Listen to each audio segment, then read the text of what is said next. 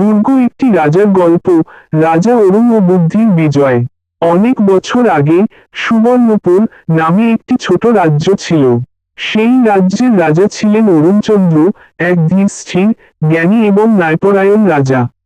রাজ্যটি ছিল শান্তিপূর্ণ, কিন্তু এক সময় দুর্ভিক্ষ দেখা দিল। বৃষ্টি এল না, ফসল ফলল না, আর রাজ্যের প্রজারা কষ্টে পড়ল। রাজা অরুণচন্দ্র চিন্তিত হয়ে উঠলেন। সেনা পাঠিয়ে পানি আনানো, খাবার সংগ্রহ করা, সবই করলেন, কিন্তু দীর্ঘমেয়াদী সমাধান খুঁজছিলেন।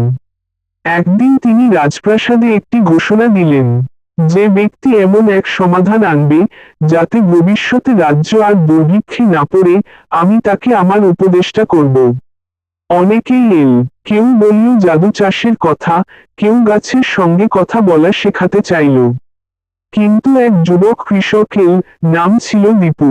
সে বলল, রাজন, আমাদের নদী আছে, কিন্তু আমরা তার পানি সংরক্ষণ করি না।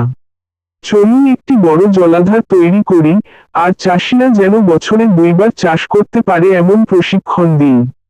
এতে ফসল বাড়বে, পানি থাকবে, আর দুর্ভিক্ষ হবে না। রাজা বিস্মিত হলেন দীপুর জ্ঞান ও দূরদর্শিতায়। তিনি দীপুকে উপদেষ্টা করলেন। রাজ্যে জলাধার তৈরি হলো, কৃষকদের প্রশিক্ষণ দেওয়া হলো, আর কয়েক বছরের মধ্যে সুবর্ণপুর হলো সমৃদ্ধ ও উদাহরণযোগ্য এক রাজ্য।